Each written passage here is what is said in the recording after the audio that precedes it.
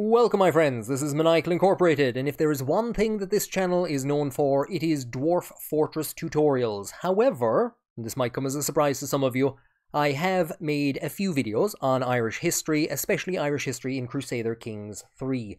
Now, I haven't been keeping up with the Tinto talks or the Tinto map dev diaries for Project Caesar, the top secret game that Paradox is working on at the moment. Nobody has the foggiest idea of what it is. I personally think it's Stellaris 2. That's just where I feel this is going.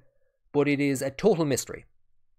Like I said, I haven't been keeping up with the dev diaries. I was thinking that I might do something when Ireland featured in one of them. And this week just gone, Ireland featured. So I'm going to take a look at that. But one of the reasons that I kind of wanted to address this is I was watching a YouTuber going through this.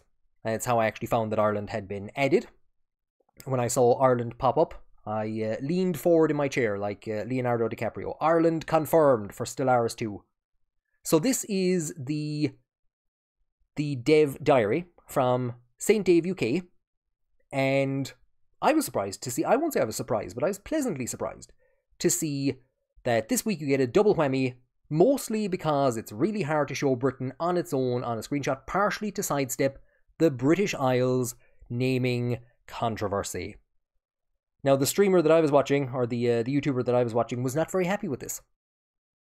And they said the only part of the British Isles that doesn't like the term British Isles is this part down here, indicating Ireland. So they were aware that there is, for some strange and inexplicable reason, that down in Ireland we tend to have a bit of a problem with the terminology British Isles, and they weren't too happy that it was being sidestepped. They went to great lengths to use it throughout the rest of the video, and it was a trend that I kind of observed with a couple of other YouTubers who also covered this map. So I went to kind of check out mostly what the reaction to this part was in some other streams or in some other YouTube videos. So what I wanted to do was to be as the official and lone Irish history pedant on YouTube for Paradox Games. I wanted to do a video to show my appreciation for the consideration that was given towards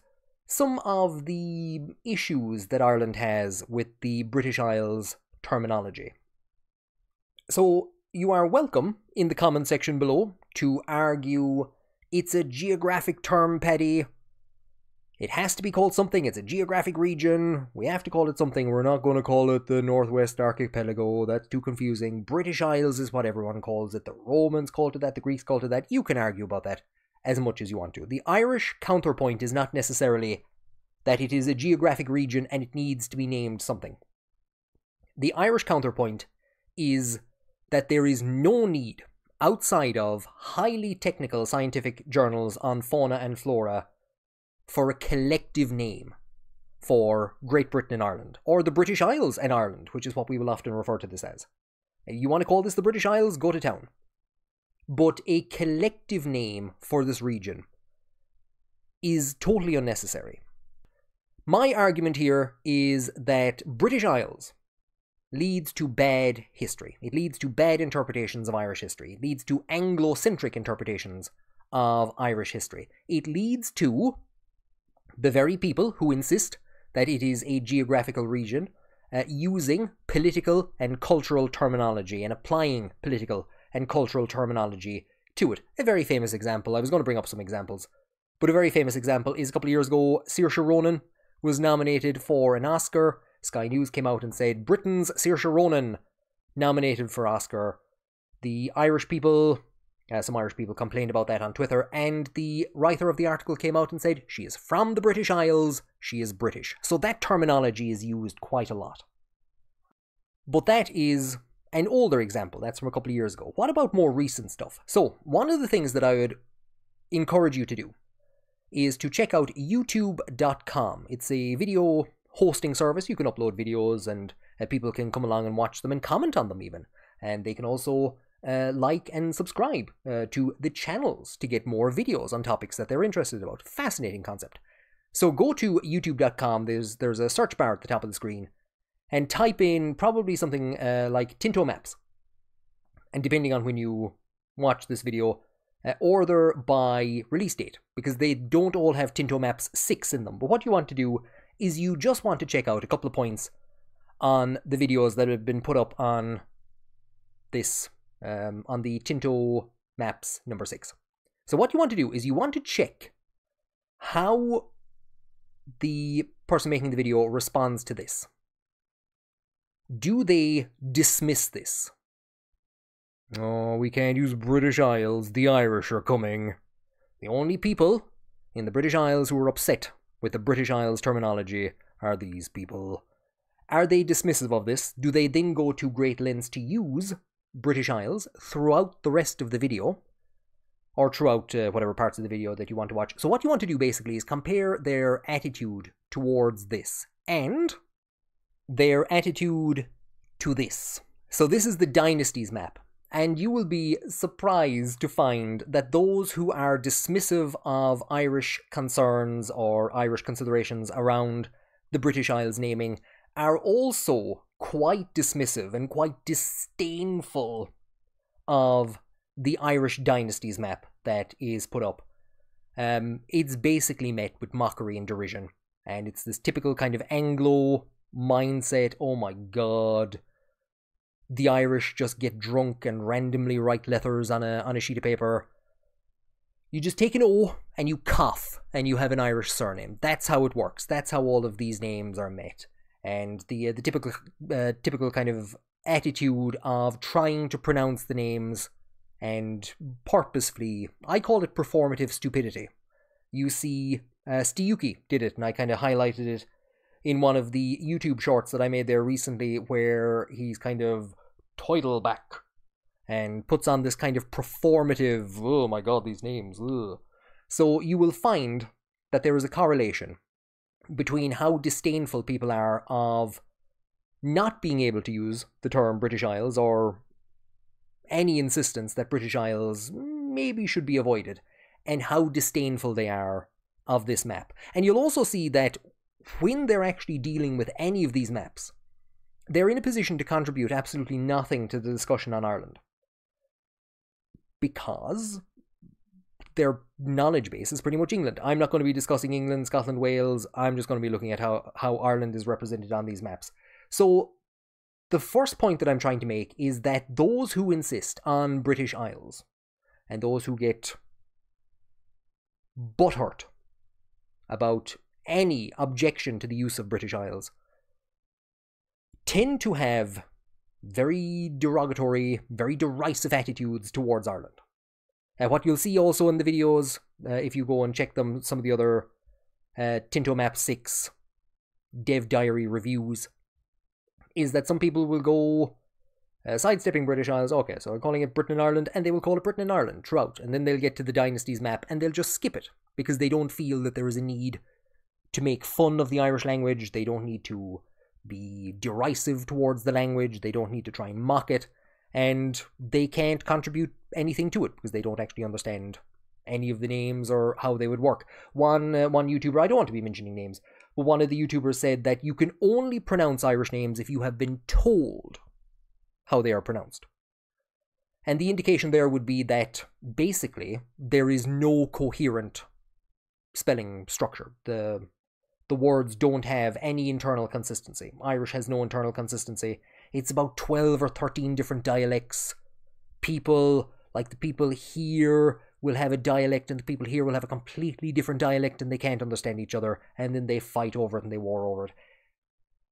The point I'm trying to make is that those who push the term British Isles generally have a very dismissive attitude towards the Irish language and the Irish culture, and that can be proven by watching the responses of some people to the very moderate consideration, the sidestepping of British Isles. So I had to go and change a tire on a trailer. Now I have to try and figure out what I was talking about last. Now I do sincerely hope that this hasn't turned into some disheveled, insane rant. What I've been trying to do, I'm not too sure how good of a job I've done it, is to show that my opposition at the very least, but in general, the opposition of the Irish people to the term British Isles, it's not because we're all crazed nationalists, we've this misguided sense of Irish nationalism, we're all IRA sympathisers and terrorist apologists, and we're Anglophobes, we hate England, and we hate anything English, and we hate being associated with England in any way, make, shape or form, and we're going to resist the correct geographic term, purely out of Anglophobia and misguided nationalism. Those are the types of dismissals of Irish problems with the term British Isles. I hope that I have showed that my objections to the terms come from the fact that they are indicative of a poor representation of Ireland. Generally, you hear somebody insisting on the term British Isles, you're in for some spicy takes when it comes to their interpretation of Ireland.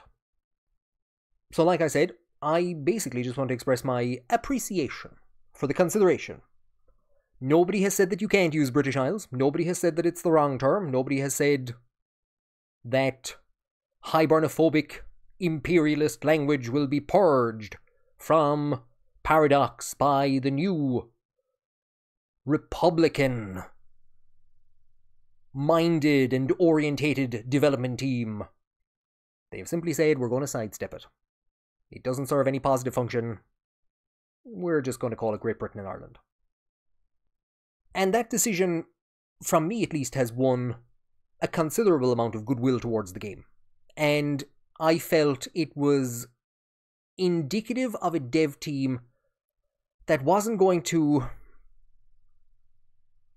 dumb down Ireland and keep it as Noob Island.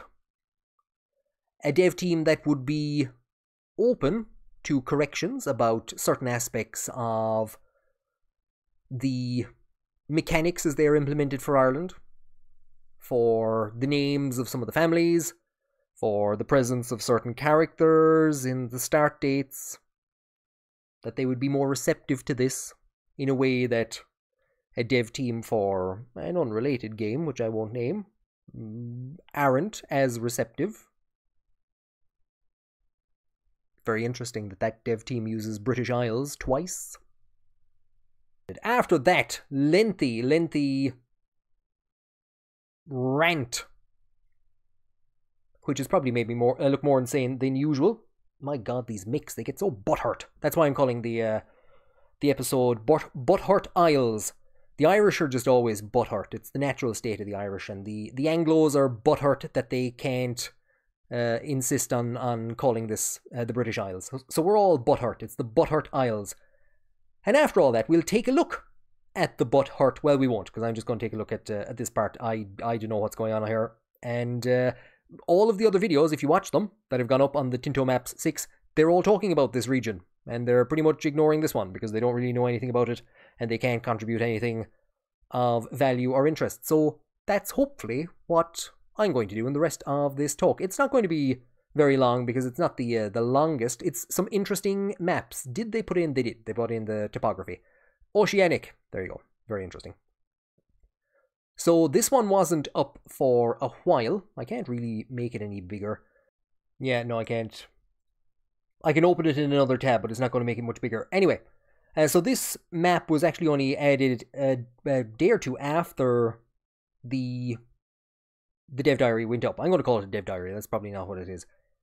And we can see, quite interestingly, there's no mountains in Ireland.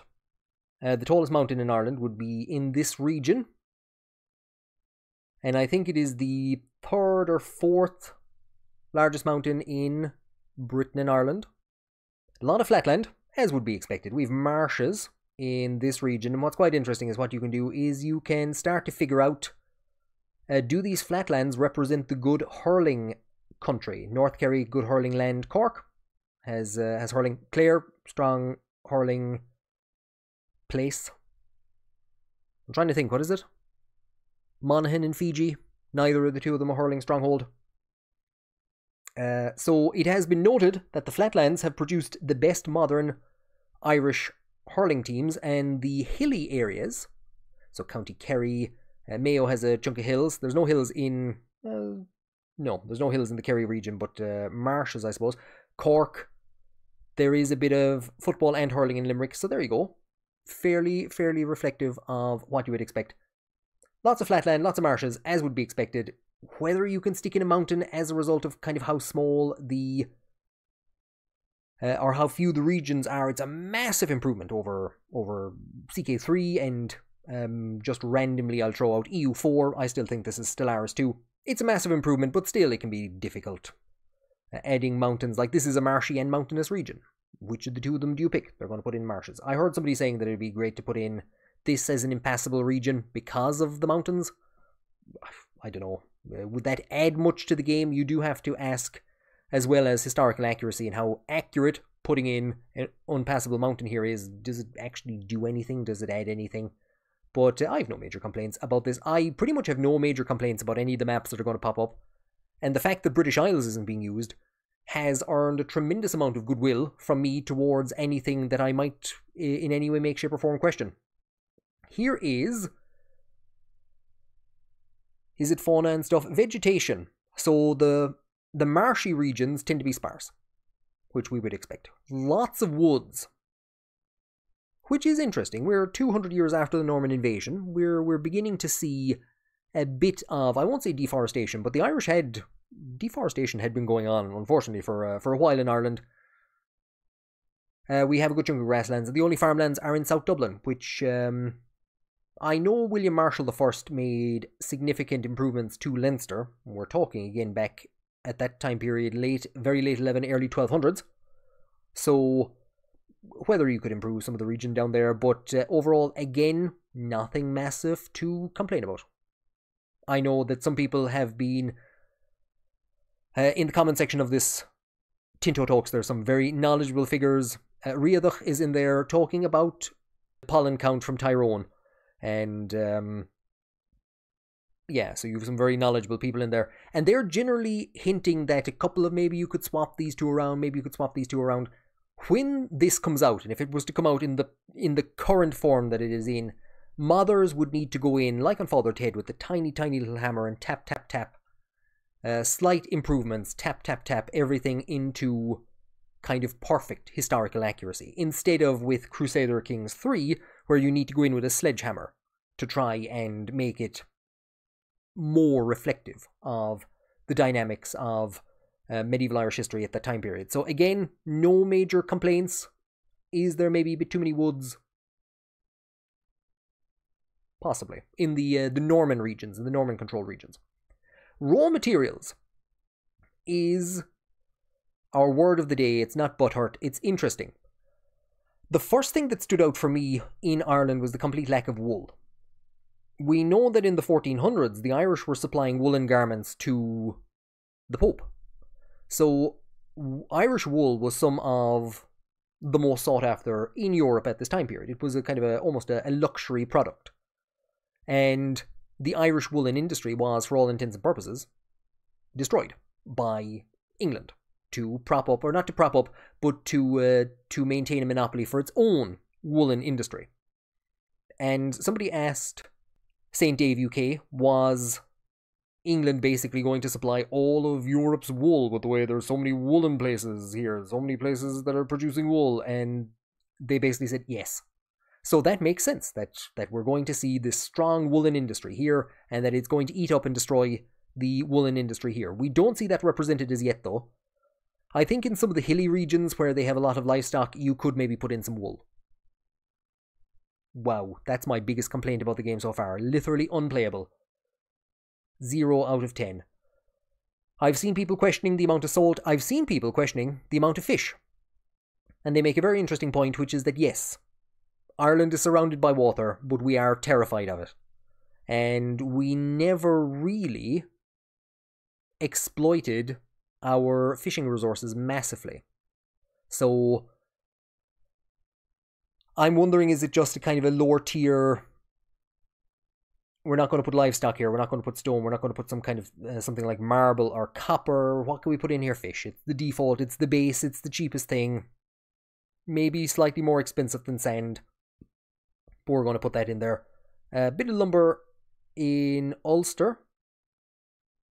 So I've seen people arguing that more horses could be put in in general, I don't have a huge amount of complaints. It would be nice to see some wool get put in there, because we do know that Ireland was one of Europe's most, I won't say largest producers, more certainly not, but we produced good wool.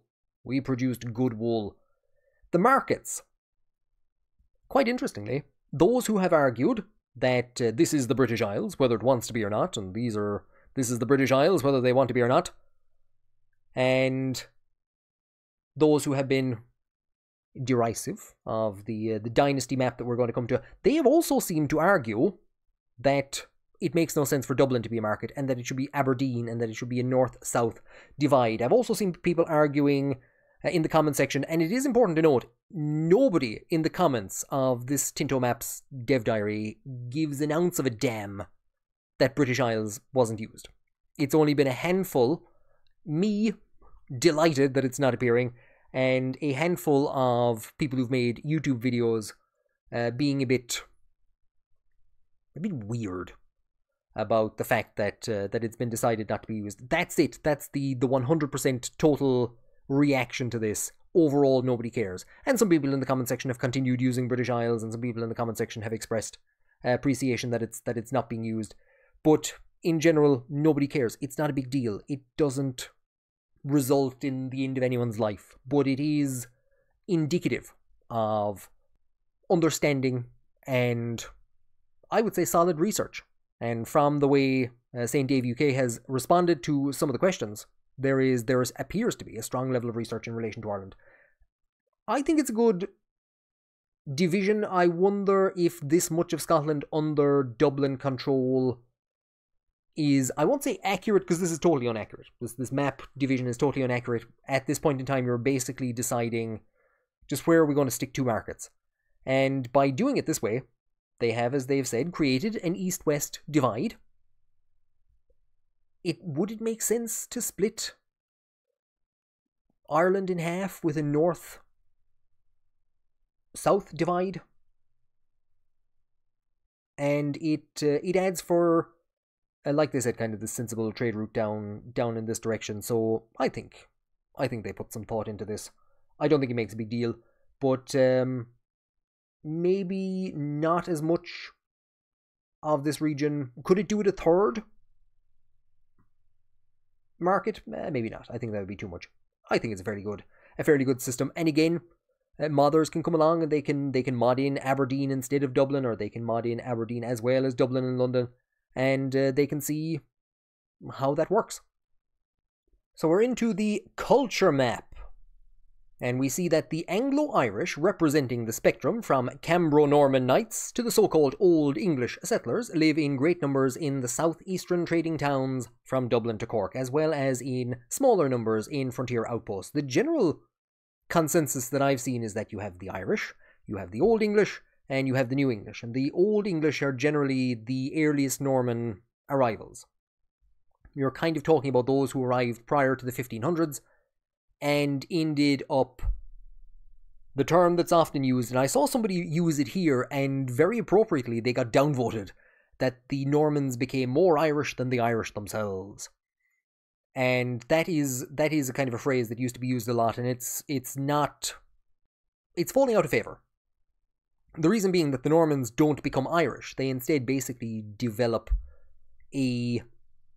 and actually change aspects of the Irish culture. Shomra, the Irish word for a room. Shomra laba, bedroom. Shomra comes from the French word that is the same root as a chamber. So the Irish wouldn't have had rooms until the Normans showed up. So they actually influence aspects of the culture. They impact Irish culture impacts them. In certain aspects, they remain aloof from Irish culture. In other aspects, they go over wholesale and adopt aspects of Irish culture. Some of them do defect wholesale and become completely Irish, and some of them remain a bit aloof. But generally, they try to weld out a kingdom for themselves. They are quite often antagonistic towards whoever is on the English throne. Whoever's on the English throne is antagonistic towards them, and they fall foul of the New English, who are later planters that are brought in to replace both the Irish and to replace them. So you could kind of argue that the Cambro-Normans and the Old English are the same. Wow, big, oh my god, literally unplayable. The Norman, liberty, dominates as the... I don't think so. I think this is going to be some reference to the language. I don't think it's the word language. But the Norman something dominates as the for both the kingdoms and their subjects. The conquest of 1066 is no longer fresh, but the continuing bonds between the aristocratic classes of England, Scotland, and France have kept the French language alive and strong. So we have some reference here to something to do with the Norman culture. It's not going to be culture. It's going to be some kind of, like I just gave you an example there of how the French that arrived with the Norman invasion of Ireland, or the Cambro-Norman or the Anglo-Norman invasion of Ireland, how that, in one very specific example, led to transformations in the Irish language. There's many other aspects. Of course, I just pointed out about how the flatlands were good hurling country and the hilly areas were good footballing country, and of course the counties that we have today were shired by the Normans and by the English in a process that generally began in the kind of the 1200s and continued into maybe the 1500s. Those borders are quite often defined in relation to older Irish Gaelic structures, so it's not like the Normans just concoct the counties out of nowhere. It's also not right to say that the counties are like an inherently and innately Irish entity. But we recently, 2 weeks ago, had local government elections which were held on the basis of these Norman counties that were developed back then. So some aspect of a Norman language, Norman culture, or Norman introductions into Ireland still impacting the country 800 and something or so years later. So we see the green for the Gaelic Irish. We see the reddish for the... I think it's the Anglo-Irish.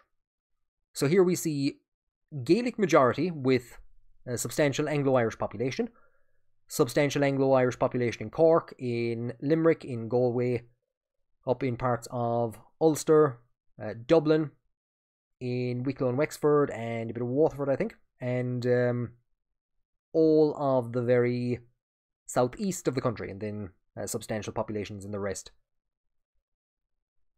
No major complaints. I think I have seen people again saying go in there with the hammer and tap, tap, tap. Maybe the presence of the Anglo-Norman should spread out. I think at the granularity level that we have, this is fantastic. There's no major complaints here. It shows the main spread of the Anglo-Irish. I know that there are a couple of other discussions ongoing about the appropriateness of Anglo-Irish at this time period, because it is generally, in a modern context, it's understood quite often as referencing the Protestant ascendancy. So, seeing Anglo-Irish prior to that, to reference people who will become strongly associated with the Irish, like the Fitzgeralds and things like this, as seeing them described as Anglo-Irish. Can they become culturally Irish? These are tiny, tiny, really interesting questions that you get to think about when you don't need to be screaming over the use of British Isles, when you don't need to be screaming over the presence of Mudaka, when you don't need to be screaming over the Irish requiring permission from the Pope to divorce at a time when divorce at will was the main way of dissolving and reforming alliances. So these are the really interesting questions that a nuanced and clearly informed understanding of Ireland, which has led to how it's presented here in this dev diary. These are the really interesting questions that some very informed and informative people in the comment section get to talk about. Religion, it's boring. They're all Catholic. Somebody did ask, and here's another interesting one. Take a shot every time I say interesting. Somebody in the comments, and I forgot to find it, asked what happened to all the Celtic Christians in Ireland at the end of CK3, because they're all gone. If everyone's Catholic now, what happened to all the Celtic Christians? There's a great quote. Let's see if I can find it. Now we're going to be getting onto this in a moment. The Gaelic Irish are described as tribal in the game. They're feudal in the 1066 start in CK3, and somebody asked, how does this happen? And St. Dave UK said, CK3 isn't canon, and as you can see, I have loved that response. It is fantastic. They might not be solid on the national issue, but St. Dave UK and Johan and the rest of the dev team has committed that it supports Turlough as the rightful king of Munster and not the pretender Murica. CK3 isn't canon. So, somebody asked, what's happened to the Celtic Christians? I argued once the marriage laws, or once the culture was updated in CK3 to reflect polygamy and monasticism, that insular Christianity should be removed from the game, because it provides this erroneous idea that the Irish had some completely separate belief system, and that they were off in their own church, and that the Normans arrived and brought them in line with the belief system of Rome, that the Irish had this system that was more spiritual, more in tune with nature and environmentalism, and that it granted a much greater status and respect to the position of women. Insular Christianity, or at least the Celtic Christianity as it was practiced in Ireland, basically differentiated in the dating of Easter, which was sorted out in the 770s, or well, not even that late, the early 700s. Confession was private instead of public. Penitentials, mad for the penitentials. Monasticism, predominantly because we were just very lazy in getting around to setting up a diocesan structure, and we were doing it. Look, we're doing it. We're getting around to it when the Normans showed up. And the Irish were very lax in making sure that there was, I think you needed 3 bishops to be present at the ordination of another bishop. And this was basically an early form of blockchain technology, that all these guys had a link back. This bishop was ordained by a bishop who was ordained by a bishop who was ordained by a bishop, all the ways back to St. Peter and Jesus Christ. And if you have 3 of them, it's much more unlikely that all 3 of them, it's highly unlikely that all 3 of them actually aren't real bishops. If you only have 1, there's a chance that that person is making things up. So the Irish were very lax with the ordination of bishops, and that was actually one of the things that the English and the Pope were most upset about.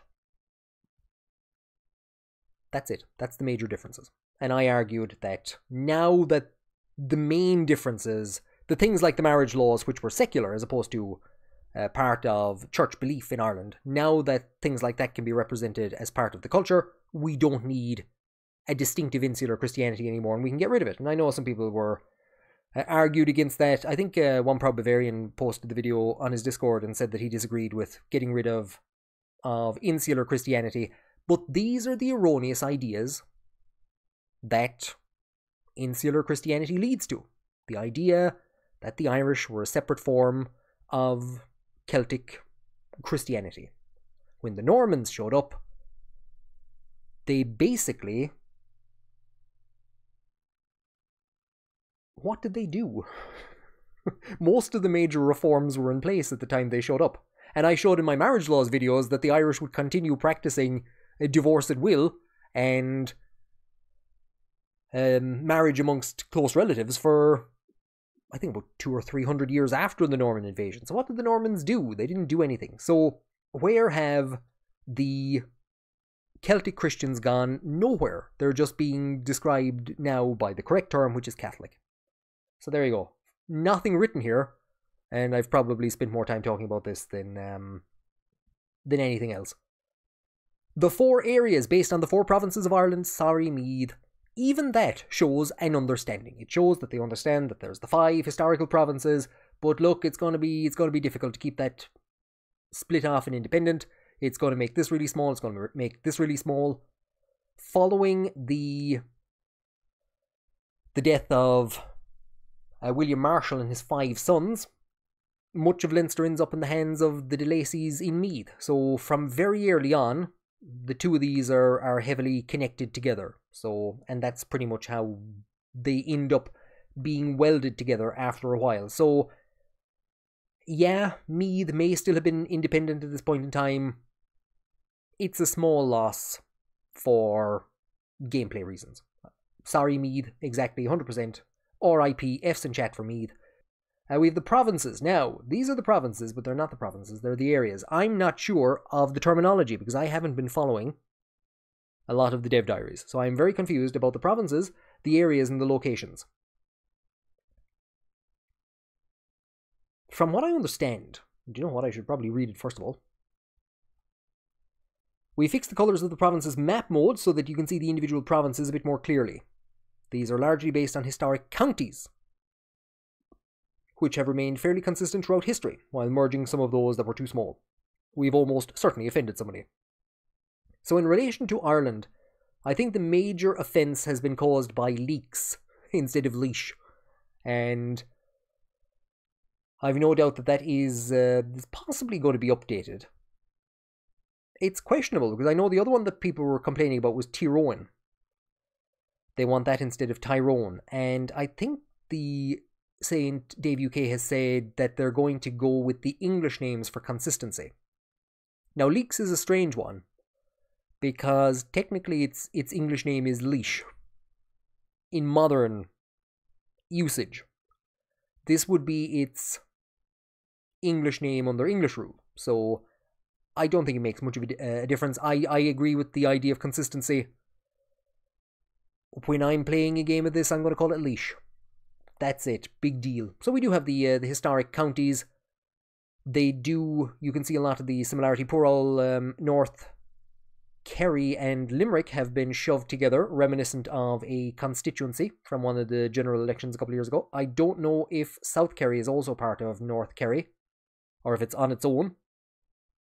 So this is the region that we're going to see shortly, ruled by the McCarthys. And there's the O'Sullivan Bear down on the Bear Peninsula. But yeah, overall, Offaly and Laois stuck together to form Leaks. No major complaints. But what I was going to say is that you can see some of the pre-Norman structures present here in the Norman counties. It's not just that the Normans draw random lines all over the place. They use geography, so geographical, so rivers and mountains and things like this. But the Gaelic Irish would have done the same. The Native Irish would have done the same. Prior to the Norman invasion, they would have divided up their territories. The borders were quite fluid, but quite often rivers and stuff like this form the boundaries of territories, and that kind of is preserved then in the Norman structure. So these are our provinces, which in Ireland are counties, and then we're down to locations. So some of the locations in Ireland are varyingly written in English and Irish. And I know some people have been arguing that they should all be in Irish, but this is because they have the system up and running where they can use the name locations by the primary culture of the country that they're owned by. So this will make more sense when we go down to the what do we call it? The Dynasty map, because we see here that we have Dingle, Tralee, and then Hillarna.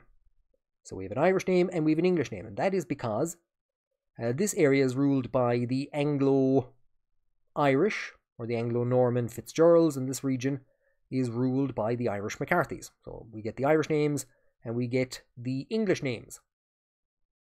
I know that people have been saying Fingal instead of Malahide, and there have been a couple of other minor changes that people have been asking for. It's incredible to see the granularity of what we're getting here. In my video on the Normans, on the 1178 start, and who I was expecting to see in the 1178 start that's being added to CK3, I think it might have been oh no, it was actually here on the Paradox forums. I responded to somebody saying that the baronies are badly missed from the 1178 start because we'll say John de Courcy takes down Patrick, but the rest of Ulla is in the hands of Rory Macdonsleva. So the granularity means that one of the two of them has to be picked, whereas here, in the Remnants of Ulla, we have a ton of different places that we can put people and make for really interesting gameplay. So overall, delighted to see this. Really interesting. Don't have any major complaints. I saw somebody say that this should be Evera instead of Killarney. That actually makes a lot of sense. That would be... I did kind of think Killarney, yeah, because that's like over here. I suppose, yeah, there's no other better name, and then I saw a better name. Somebody else put up a better name, so fantastic to see just how granular it is and how many different areas we have. So that's going to be exciting to play in. Government types. Better get myself a drink of 7-Up before I die. Government types. It's the same problem that we've had with CK3. Tribes. Not a term that the Irish like. So the English are the Anglo-Irish, the Normans, the Old English are under a monarchy. And the Irish are tribes or tribal.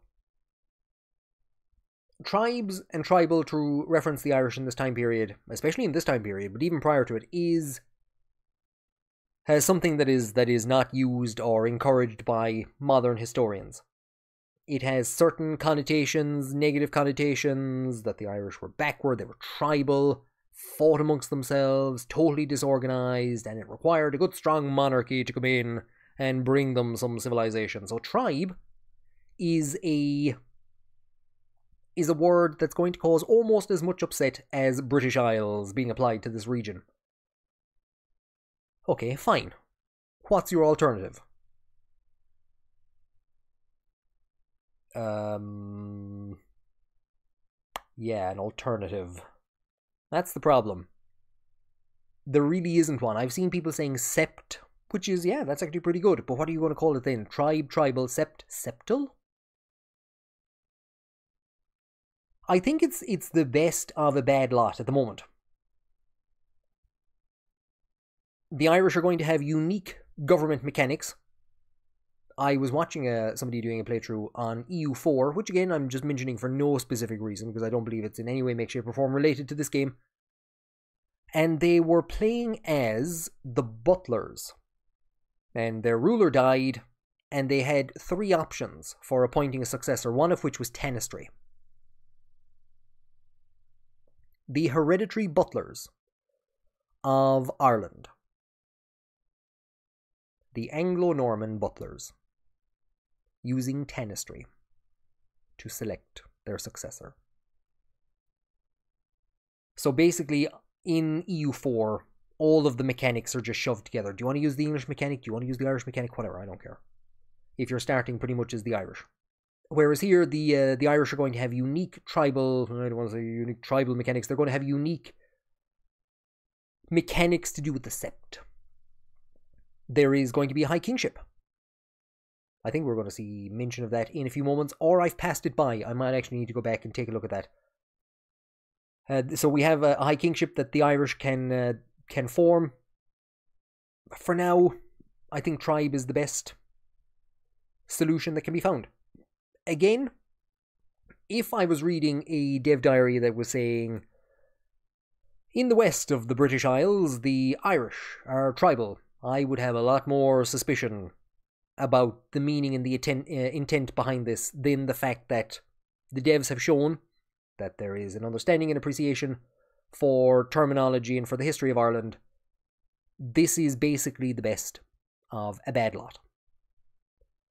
So I can't actually find it now, but they do say something about the selection of the Irish High King, and that Meath and I think Connacht, because they're duchy level titles, have an advantage. Now Meath is absolutely tiny.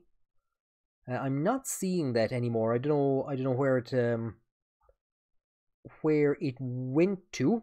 I might find it in a minute. Let's see if we can find Meath. I know that people were laughing at the fact that Meath ended up basically absolutely tiny. Do you know what I can't find? I can't find what map that was now. So there you go.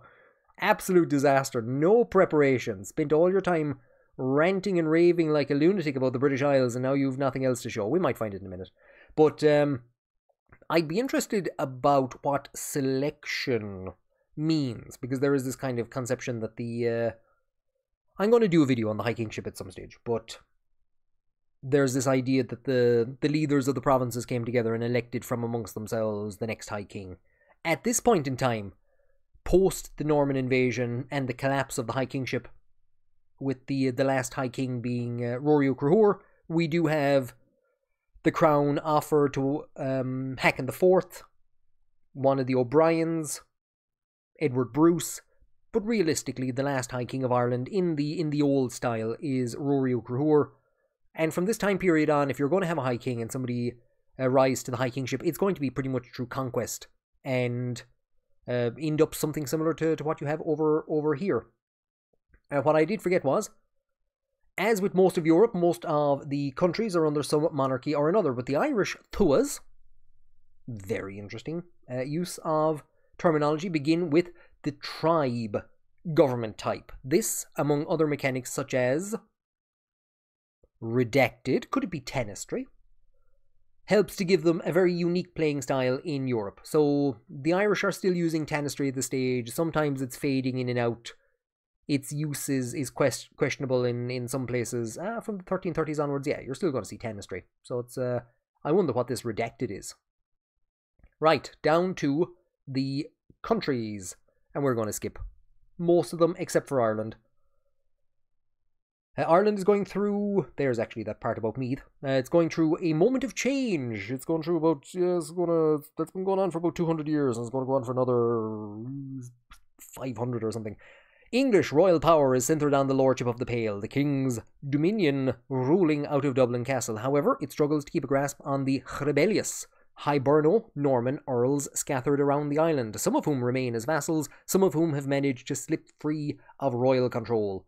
The tenestry system, so it's not redacted there, so I wonder is that what the redacted term is, of succession endemic to the Gaelic Irish has its advantages, but it can also lead to chaotic feuds between rival branches. And we would have seen a lot of the Normans favouring one contender over another. So the Normans would come in, they would basically make an alliance with somebody, and they would then push them and quite often take part in a number of civil wars. As we're into the 1330s, I think we're just after the time period that serves as the basis for the triumphs of Thorlach, about the O'Brien Civil War, a spate of O'Brien Civil Wars in Clare, in which the de Burghs, amongst others, take a role. So we have the so-called Burke Civil War, has fraction. There's the de Burghs, the powerful earldom of Ulster, into rival Burke cousins who jealously feud over the shrinking lordships in Connaught. Native Irish princes to the north have reconquered most of their own lands from the de Burghs, but there are two rival O'Neill cousins who style themselves as the King of Tyrone, either side of the River Bann. The feuding Irish, oh those Irish, lack a unifying figure, but anyone powerful enough could theoretically claim the title of High King. The former provincial kingdoms, so Meath, Connaught, Munster, Leinster and Ulster, and to a degree, well, no. They're saying the former provincial kingdoms, such as Meath and Connaught, enjoy, so I'm not going to start saying, I was going to add Breffni and I was going to add Ossory, but maybe that's not what they're getting at here. Enjoy the elevated rank of duchy, giving them a slight edge in the High Kingship succession. High Kingship selection. So there's that use of the term selection. So it's kind of indicating that the Duke of Meath and the Duke of Connaught get extra votes. It'd be questionable. Now, the interesting thing is, take a shot. The interesting thing here is the Pale. The Pale is going to be ruled by the King of England, but it's not part of the Kingdom of England. It is a separate representation of, now I don't know here if it's the Lordship of Ireland, but there are talks again in the comment section about how the Lordship and the Kingdom of Ireland are actually going to be represented separately. So in CK3, somebody actually got very upset a couple of months back. I did a video on Walter Butler, or Theobald Butler, and it was in the Lily and the Lion mod. So it showed Leinster in red, showed a big chunk of Ireland in red with England written on it. They got upset about that. History obviously isn't your forte, they said. You have A large chunk of Ireland in red with England. I don't have anything. This is the way it's represented in the game. But they were upset with the way that that it was represented. And I said in my video on the Normans, we're not going to be able to represent the lordship of Ireland, which is going to be really strange, because in the 1178 start in CK3, because IRL, Prince John is made Lord of Ireland, but his elder brother Henry is going to inherit England, but then he dies. So Richard inherits England, and then he dies, and then John gets everything. But in 1178, if those two characters don't die, are they going to keep possession of Ireland, or are we going to see it split off and be ruled by two separate entities? It's kind of strange. However, this is what the devs have been thinking about here. The Pale is its own dominion. It's a dominion of the crown, ruled by the crown, but it's actually a separate entity in game terms. And somebody asked a question in the comments of St. Dave UK as to how this would be held, and basically if you're going to have, so instead of having the Kingdom of England taking line and having the Pale, England and the Pale, that conquests on the island of Ireland are going to be done through the Pale. And then there would be some kind of a unification between the two, a la the 1707 Act of Union or the 1800 Act of Union. And it looks like St. Dave UK was very impressed with that and posted a Mr. Bean gif of Mr. Bean copying somebody else's exam results. So what we're going to, you could feasibly play as the Pale, as a separate entity to the Kingdom of England. So that's going to be interesting. We can see Meath, we can see Connacht. Oh, hell's bells, they're in a bad way. Poor old Meath, you can barely see what it is. CWM, I've been trying to think of this. I've been trying to figure out what that is. The Bear Peninsula, Line, Ormond, the Earldom of Desmond, Thomond, Clonrickard, where the Holy Stone is from. I know that people have been complaining about Ardmire. Somebody said it was cursed seeing Breffni and Cavan, because Cavan would actually consist of some territory in Breffni. Overall, I don't have any major complaints. Maybe a couple of name changes. This looks fantastic. No major complaints. And again, really interesting to see how the game is going to play, or how this is going to be impacted by the High Kingship. As we don't have England on the island, as we have a separate Pale, it does diminish this idea, this inevitability of an English conquest. It's probably also going to weaken the Pale's ability to just blob this entire region, as you could as England in the 1178 start in CK3. That's going to be very easy. England is going to have a substantial foothold on the island. It's just going to be able to swarm in and take the whole thing very quickly. Here, representing historical reality, that's going to be a lot more difficult. So I've often thought that the dynamics that prevent a rapid conquest of Ireland until the 1500s, and then result in constant fighting over the next close to 500 years, 400 years, and the eventual independence of the nation in the early 1920s, well, the independence of a good chunk of these dynamics, if understood and studied, provide fascinating gameplay opportunities. I think if you are France, and if Ireland remains Catholic and is then subsumed into the Kingdom of England, I think you as France, or as another European Catholic nation, should have the ability to raise a unit of not Irish mercenaries, but basically an Irish brigade, as happened during this time period, to reflect the flight of the Earls and to reflect the fact that the Irish ended up in various different regions. Now, as opposed to hard-coding that, understanding the motivations behind that and why exactly that happened, again, it provides really interesting opportunities for historical analysis. EU4 is doing a bit of a drive at the moment. encouraging it to be used in the classroom to study aspects of history, and that's why I kind of talk a lot about representation and about how Ireland appears in these things, because there are some fascinating stories that often get drowned or subsumed in mechanics or the inability to represent them. So it's amazing to see that the devs are actually thinking of some really fascinating aspects of Irish history and how they can be best represented. Dynasties. So England isn't being shown because it's pretty uniform, and Scotland isn't being shown because it's pretty uniform. We have... I know people were complaining about the Ófada.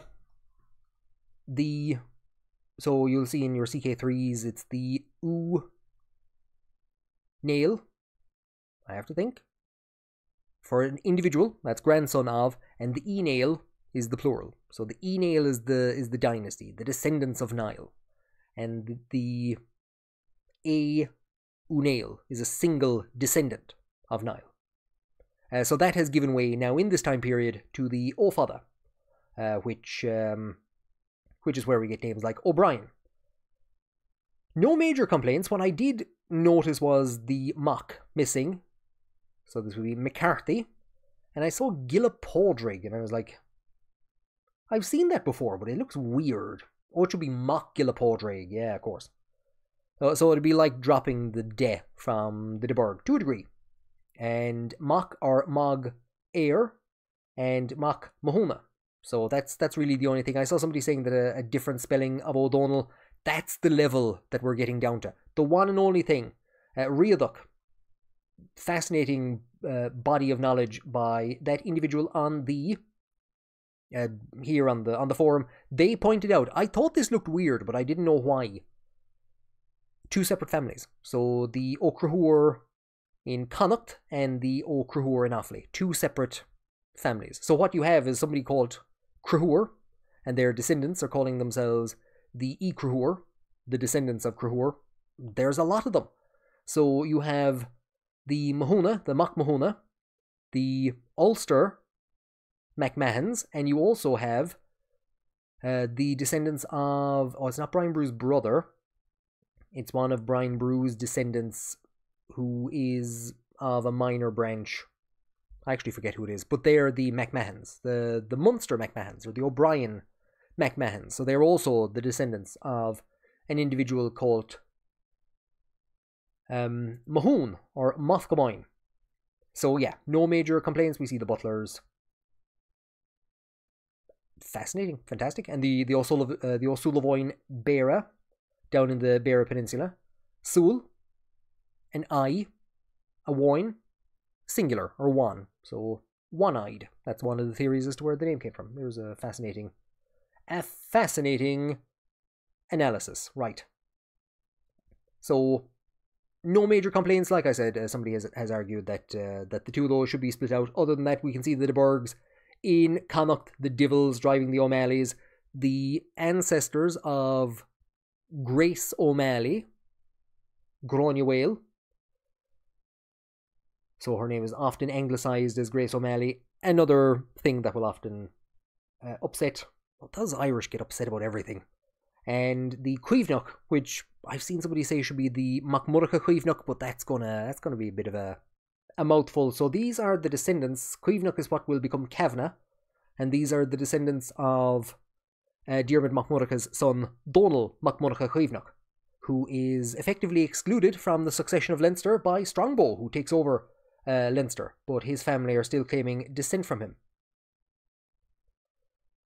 Now, I don't have a tremendous amount to say on the population. People have gone, they've added up these figures, they've analysed these figures. The most interesting thing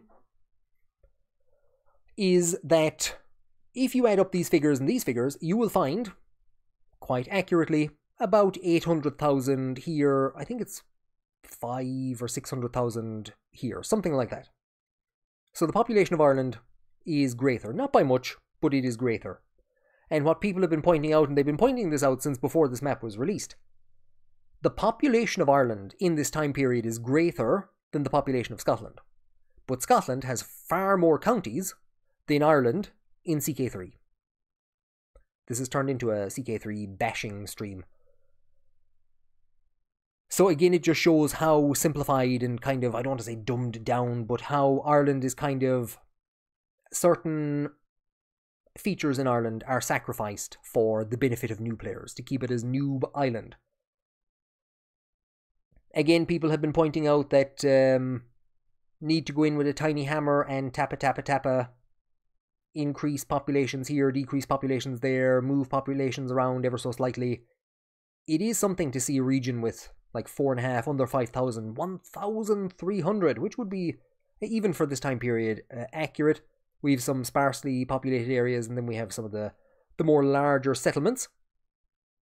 So 157,000 down here, 20,000 in this entire region. Is it 115,000? 17,000 just there. So substantial populations in chunks of the area, and then very sparsely populated in others, and an even greater granularity, or an even greater descent down.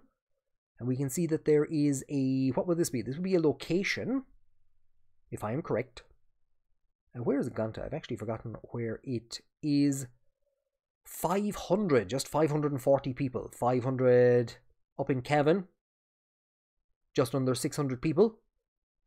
And I think we're seeing maybe some roads or trade routes or something. Not entirely too sure what has drifted in. Just as I'm here and looking at this general area, I was reminded of the fact that one of the things that people have said is, if the High Kingship is going to be a mechanic in the game that people are going to be pushing towards, then separating out Tara as a location is something that should be done.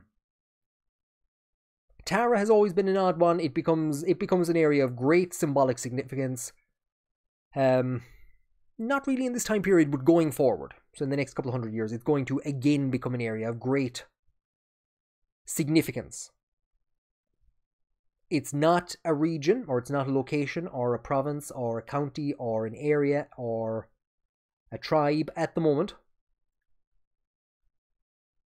I think it'd be... I'm trying to think where it would be. I saw somebody get upset, and they said they were disappointed with the map.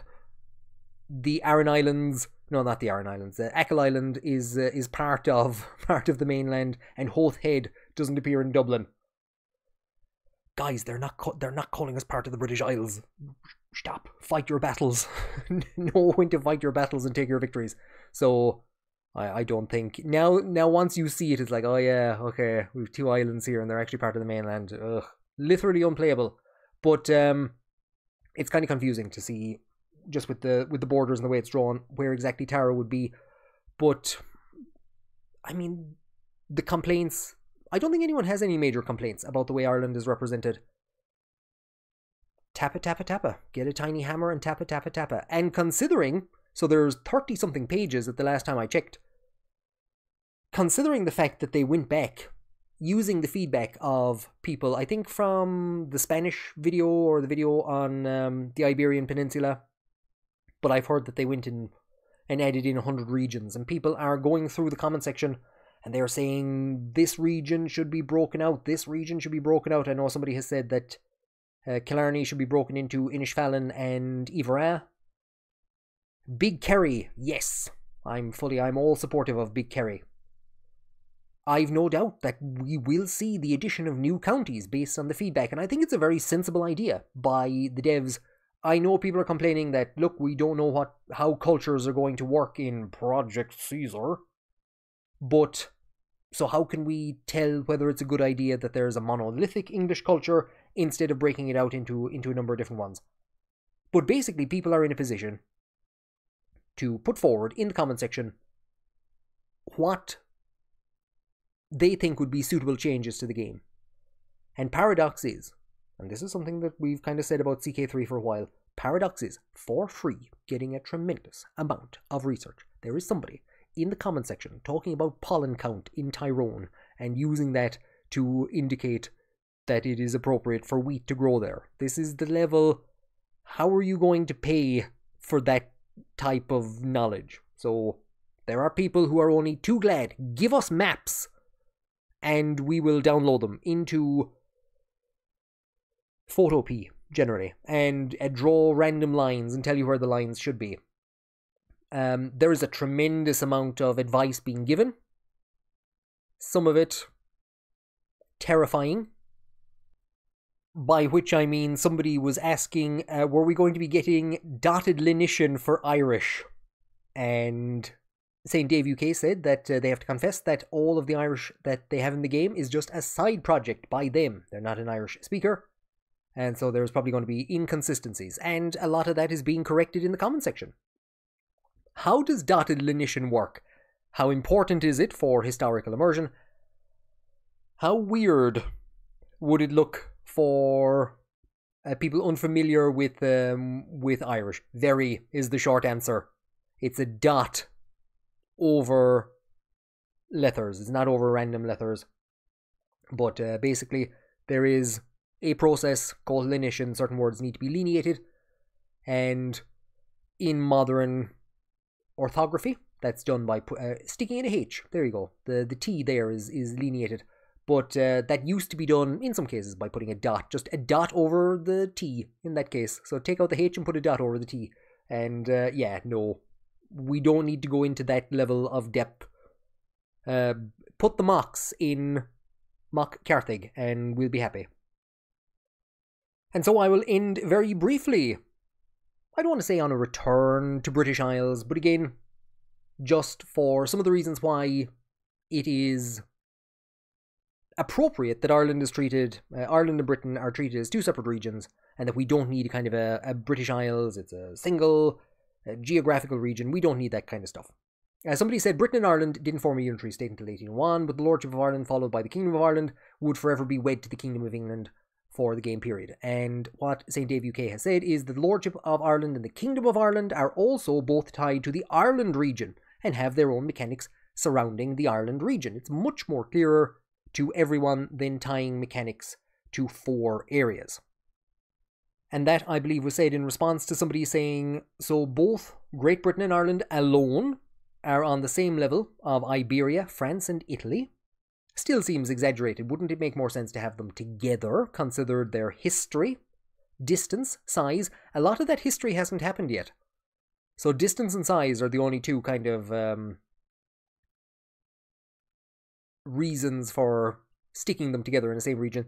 Or is there any particular reason of having them separated? The distinction between Britain and Ireland is highly significant, culturally, politically, historically, physically, which is probably the least important, and the only one that you could say is a good reason to stick the two of them together, and most importantly, gameplay-wise. They weren't united until 1801. That only lasted for a century or so, so it wasn't a natural union. And it was only actually when St. Dave UK said that it made me consider how, because somebody does say here, that the fact that it isn't a region anymore, that you're not going to get the Empire of Britannia, as you do in CK3 by conquering Britain and conquering Ireland. It makes you understand how there is this kind of, within a certain Anglo-centric mentality, this inevitability, pushing this inevitability, that Ireland was going to end up, the British Isles were going to be united. And we can see that there is an understanding that actually there was it's quite a lot more nuanced and complicated than that. The period up to the 1500s in particular is just confusion and haphazardness and anarchy and chaos. William Orphan, I believe, basically denounces early English rulers for not being more committed to the conquest of Ireland, because what he believes they could have achieved quite quickly, because we'll say Henry III starts looking eastwards to the reconquest of lands taken in Normandy, and I think he's trying to get his brother crowned as Holy Roman Emperor and stuff like this. He has no time for what's going on in Ireland, and he actively messes up and falls out with and feuds and wars with the strongest of the English rulers in Ireland. So the first period up to the 1500s is just complete and utter chaos. And there's no inevitability to it. It does not form a natural union. So they weren't a natural union. There's no sense of inevitability to the whole thing ending up together. If you start as England and you want to conquer Ireland, it should be easy enough. But if you start in Ireland, either as a vassal of the crown or as an independent Gaelic ruler, from what I've seen, the way the mechanics are laid out, it looks to be hinting at a very interesting, nuanced, and enjoyable playstyle in Ireland. One that isn't going to be hampered by needing to keep it for new players, and one that's going to facilitate greater enjoyment of playing in Ireland and greater knowledge about Irish history through utilising what is obviously, I think we can all say, Stellaris 2.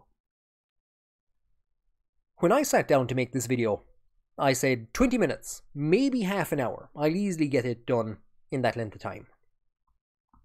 I hope this hasn't come across as a deranged, dishevelled rant from an angry butthurt Paddy complaining about a geographical term. I hope that you've picked up some idea of why the term is not entirely liked or used in Ireland, and why it can feel exclusionary or dismissive of aspects of Irish history and Irish culture, and why I, and a few others, are quite appreciative that the term has been avoided in this dev diary, and why it indicates that we're going to see a fair and balanced representation of Ireland, and why it says quite a lot and symbolises that we're going to see a good and a positive representation of Ireland and an interesting presentation of Ireland from a gameplay point of view. If you want to scream blue murder at me and tell me that I'm just a butthurt Paddy, you can do so in the comment section. Below in the description you will find links to the Twitch channel and to the Discord. Mad looking for miners for Deep Rock Galactic at the moment, so if anybody wants to join in with the start of the new season, you're more than welcome to do so. And of course, give the video a like if you've made it this far. God help you, get a drink. And give the video a like and subscribe for more content on Irish history as it features in the works of Paradox. Thank you all very much for joining me on this episode, and I will see you on the next one.